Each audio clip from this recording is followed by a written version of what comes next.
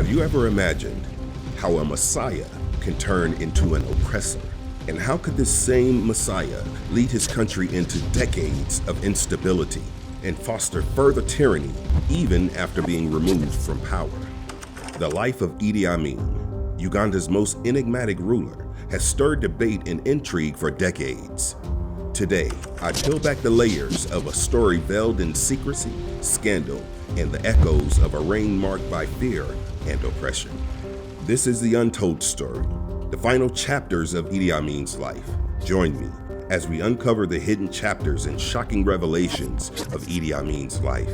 Chapters filled with intrigue, scandal, and unexpected turns. In history, few figures evoke as much controversy and intrigue as Idi Amin. Hated by many and admired by some, the life of Idi Amin remains a complex tapestry woven with scandals, rumors, horrific truths, and unsolved mysteries. After running a time of fear and oppression, Amin faded into the background. What were these obscure final chapters of Idi Amin's life?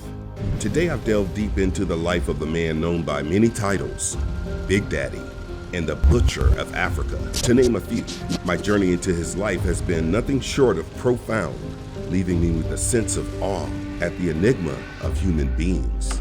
As I peered into the archives of his past, I was struck by the complexities of his character and the impact of his actions. I realized that his tale serves as a profound reminder of human nature's depth, where one individual can harbor both significance and darkness, influencing a nation's destiny in profound ways. Who was the man behind the headlines? What drove his actions? And what legacy did he leave behind? Amin's regime was marked by brutality and violence, with widespread human rights abuses and economic mismanagement. His rule was characterized by a cult of personality, with Amin portraying himself as a larger-than-life figure, both feared and revered by his subjects. From rumors of cannibalism to scary stories about keeping enemies' heads in his freezer, Idi Amin's life was full of scandal and controversy. Yet, amidst the accusations, there existed staunch supporters who viewed Amin as a visionary leader who united Africa and defied Western powers for the betterment of his country. According to some, the harsh realities of leadership in Africa, marked by political violence, were not unique to Amin alone. The question remains, does the legacy of Idi Amin deserve redemption? Share your thoughts in the comments below. Prepare to immerse yourself in a story that is as gripping as it is sobering. Was Idi Amin the architect of Uganda's destiny or the agent of its destruction? As the flames of his reign spread across Uganda, one question echoed through the chaos. Was this the inevitable outcome of unchecked ambition? Beneath the iron rule of Idi Amin, a nation teetered on the brink of collapse. Join me on an exploration into the untold story of Uganda's descent into chaos and the events that led there. Our story begins in the rural region of West Nile, Uganda, where Idi Amin's journey started, far from the chaos he would later preside over. Born in 1925 into the marginalized Kakwa ethnic tribe in the rural West Nile region of Uganda, Idi Amin, like many others, faced the harsh realities of social exclusion from mainstream Ugandan society. Situated on the southern Sudanese border, his tribe was not fully recognized as Ugandan, which led to Amin being denied formal education.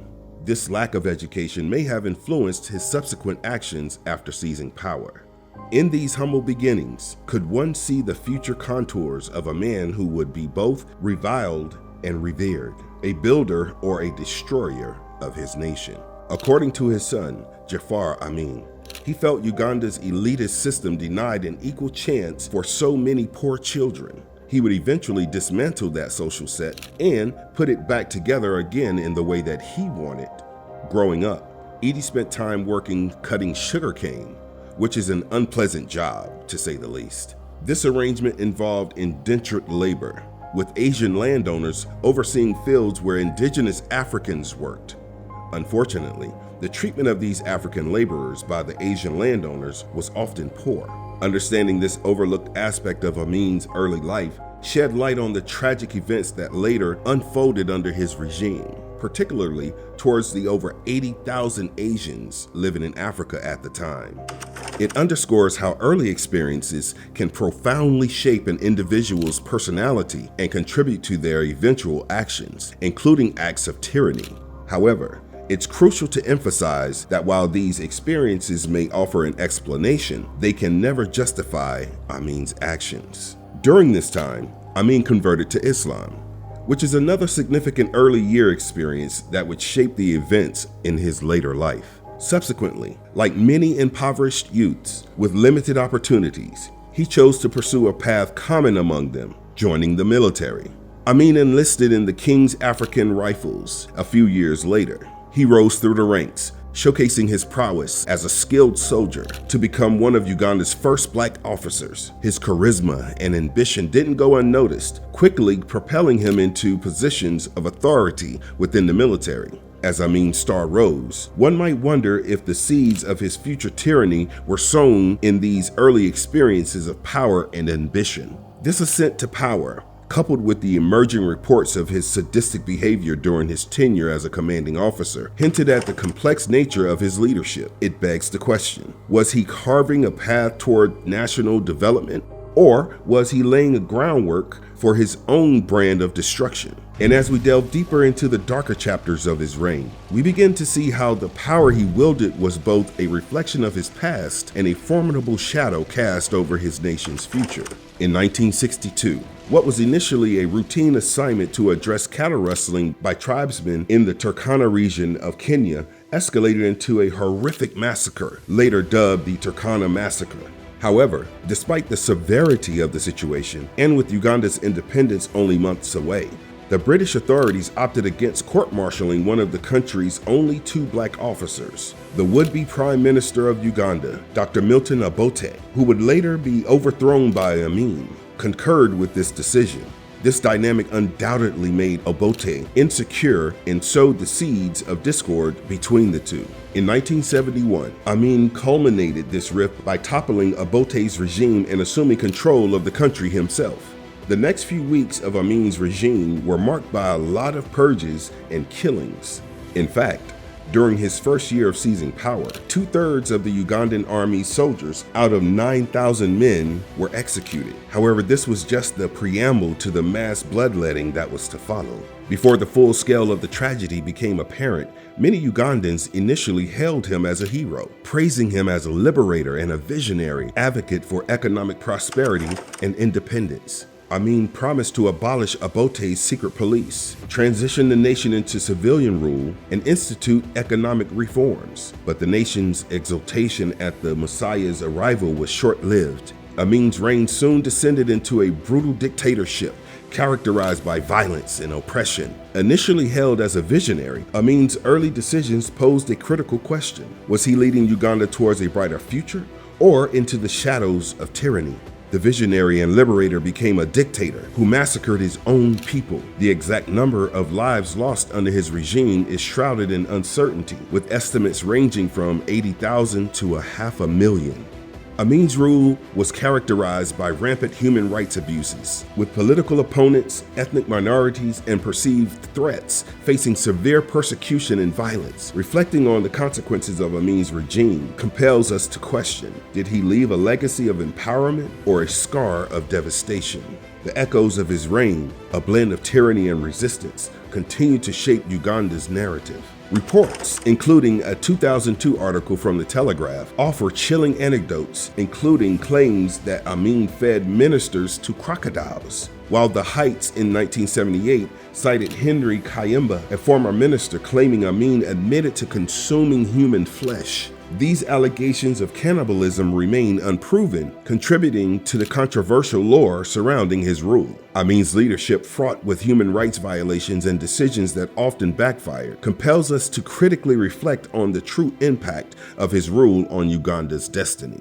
In 1972, in a drastic move, Idi Amin decreed the expulsion of Asians, setting a stringent ultimatum of 90 days. He warned that they would be thrown off in camps if they failed to leave in the stipulated time. Around 35,000 people were expelled from Uganda. But this move was self-sabotage, as Asians held a significant portion of the country and contributed to around 90% of Uganda's tax revenues. Following their departure, Amin redistributed the businesses to locals. Adding to the controversy, it was reported that Amin claimed a divine dream had guided his decision to expel them. He also maintained that Asians were sabotaging Uganda's economy and deliberately retarding economic progress. He denounced the group as economic bloodsuckers. This move was the final nail in the coffin of the Ugandan economy. The expulsion of Asians and the subsequent economic turmoil force us to ponder, was Amin an architect of independence or an agent of economic collapse? The country plunged into economic turmoil, exacerbated by Amin's erratic policies and mismanagement. Social unrest simmered beneath the surface, fueled by discontent and resentment towards Amin's oppressive regime. Amin further took his antics to the international level in 1976. He allowed an Israeli-bound, hijacked Air France plane at Entebbe airport. Israel rescued its citizens a few days later, but it caused an international uproar. In 1977, Britain broke diplomatic relations with his regime. However, this somehow boosted Amin's ego, who claimed that he had beaten the British and dubbed himself as conqueror of the British Empire. After this, Idi Amin's full title became His Excellency President for Life, Field Marshal Al-Haji Dr. Idi Amin, VC, DSO, NC, CBE, Lord of all beasts of the earth and fishes of the sea, and conqueror of the British Empire in Africa, general in Uganda in particular.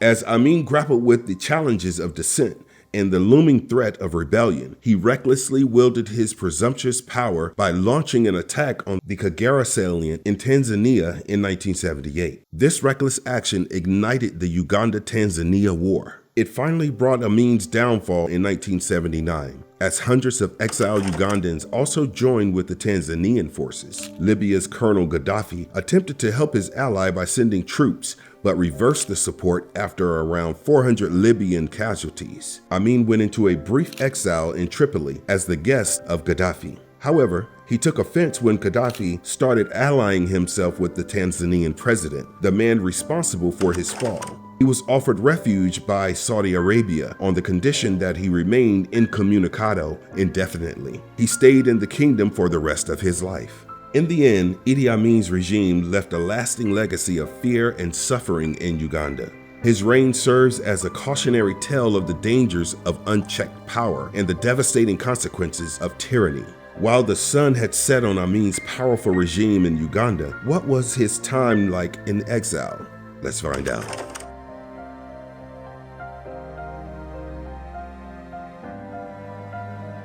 We had come from absolute power to almost nothing. My father felt like the man who was once a corporate executive in New York, but was now retired in Florida and only had the fishing to look forward to. These are the words of Idi Amin's son, Jafar Amin, number 7 of his 50 children from 7 official wives. This poignant reflection sets the stage for a deeper exploration into Amin's life after power, a period marked by stark contrast and profound introspection. After fleeing Uganda in the wake of his regime's collapse, Idi Amin's life took a dramatic turn. In exile, he faced a world that had turned his back on him, grappling with questions of redemption and regret. Amin's life after power, exploring where he lived, how he survived in Saudi Arabia, and the reception he received in his new life. Following his flight from Uganda, Idi Amin sought refuge in Saudi Arabia, where he lived under the protection of the Saudi government. Despite his notoriety, Amin managed to carve out a life for himself in exile, residing in a luxurious villa provided by the Saudi authorities. The family was provided a huge monthly allowance that enabled them to live an opulent lifestyle. However, he was strictly asked to stay out of politics and remain silent. He kept this promise for 24 years until his death in August of 2003. Amidst luxury, Amin's silence was the price of his asylum, a stark contrast to the vocal and assertive leader he once was. Amin's life in exile marked a stark contrast to the opulence he once enjoyed as a dictator of Uganda. Stripped of his power and influence, he lived a relatively quiet existence, surrounded by a small circle of loyalists and family members. These 24 years remained a dull round of sports events, massage parlors, and gym sessions. He had a Range Rover, a Chevy Caprice, and a powder blue Cadillac for his aimless shopping trips and visits to the airport to clear through customs the parcels of cassava and other food items sent by relatives in Uganda. His favorite pastime was fishing in Jeddah, and he was frequently seen driving around in his Chevy Caprice. Idi notably ordered his large entourage to leave, expressing a lack of trust in anyone but his children. His life in exile paints a picture more akin to that of a retiree seeking affluent leisure rather than the bloodthirsty lunatic awaiting his demise. He frequented a Pakistani restaurant for lunch in Jeddah and enjoyed regular dips in the corniche. While he lived lavishly in Saudi Arabia, the shadow of his past cast a long pall over his sons' lives. Jaffar's education at Irwin College in Leicester, England, revealed an unexpected twist. Yet the shadow of his past was not confined to his own life. It also touched the lives of his family, as seen in the experiences of his sons. Leicester was a primary destination for the Ugandan Asians his father had expelled from their homes. Considering this, it comes as no surprise that Jaffar made a concerted effort to conceal his identity while staying there. In fact, his determination to remain inconspicuous was so strong that his father used a pseudonym, Abu Faisal Wangida, when corresponding with him. As for Idi's other family members, many live in Saudi Arabia to this day. As for the number of family members, Amin's son narrates the fateful night he fled Uganda. We could hear the artillery shells in the distance getting closer. It was amazing, and there was a sense of disbelief. This huge convoy set out from Kampala to Entebbe airport. There I started to realize how many children my father had because he was having 80 seats installed in a plane for all of us. Regarding the Saudis, many believe that the kingdom offered him refuge to prevent his dreadful reputation from damaging Islam's image. The kingdom's hospitality to Amin was a balancing act, offering him comfort while ensuring his controversial past did not cast a shadow over their own standing. They wanted him to be based in their country so they can ensure his silence. But Idi had a good bargain from this. His sons recounted the details of luxuries they were provided by the kingdom. There was marble everywhere in our 15-room house. My father was paid $30,000 a month by the Saudis. He had more than 30 of us kids with him. He quoted his father as saying to his children, "You have to liberate Uganda with the Fedayeen." All his children were given commando training. Amin's son's statement and his last interview where he vowed to intervene if Ugandans want him to show the spark of ruling Uganda again remained alive in him even after exile. He enjoyed shopping immensely and indulged in it during his exile. Another thing he loved doing was eating. His son says he loved to go as a family to fast food restaurants in Jeddah. He also spent a lot of time playing the accordion. As for taking stock of his life, he didn't express any remorse or regret. He also expressed the same in a 2002 interview, a rare post-ouster one, to the Italian journalist Riccardo Orizzo. When asked if he felt any remorse, Amin replied, "No, only nostalgia." These final words from Amin, devoid of remorse and filled with nostalgia, offer a window into the mind of a man whose actions and decisions left an indelible mark on history. According to him, he was trying to improve the condition of the indigenous Africans. "God will be my judge," he would say. According to him, the figure of 500,000 assassinations didn't add up. It was all propaganda. No one has ever produced lists of all these people who were supposed to have died. Why? His son quotes him. "My father felt he was serving his people, but the elite felt he was taking away from their privilege and they fought back. It was not a picnic. They wanted him out and chose a guerrilla insurgency to do it," said Jaffar Amin.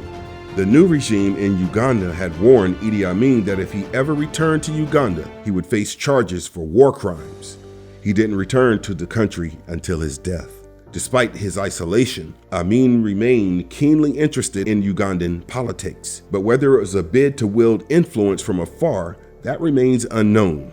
According to sources, he had been sending money to his people in Uganda to rebuild his residence that was attacked by the rebels. It shows that he had plans of returning to his home. In Saudi Arabia, Amin's presence was met with mixed reactions. While some viewed him as a relic of a bygone era, others saw him as a symbol of resistance against the Western imperialism. Nevertheless, his status as a guest of the Saudi government afforded him a level of protection and respect in his new homeland. As I reflect on the seemingly tranquil twilight years of Idi Amin's life in exile, contrasted sharply with his tumultuous regime, I am left to ponder the complex interplay between power, responsibility, and accountability. As we delve into the intricacies of Idi Amin's exile, we're compelled to question the trajectory of his legacy and whether life eventually holds individuals accountable for their actions. For countless individuals, the absence of justice served for the atrocities committed against his opponents remains a glaring and unresolved issue.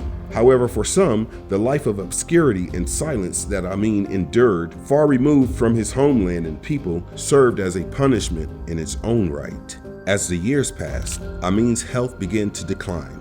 In August 2003, Amin passed away in Saudi Arabia due to complications from kidney failure. His death marked the end of a chapter in Ugandan history, but raised questions about his lasting impact. While some celebrated the demise of a brutal dictator, others mourned the passing of a leader they viewed as a symbol of African resistance against colonialism.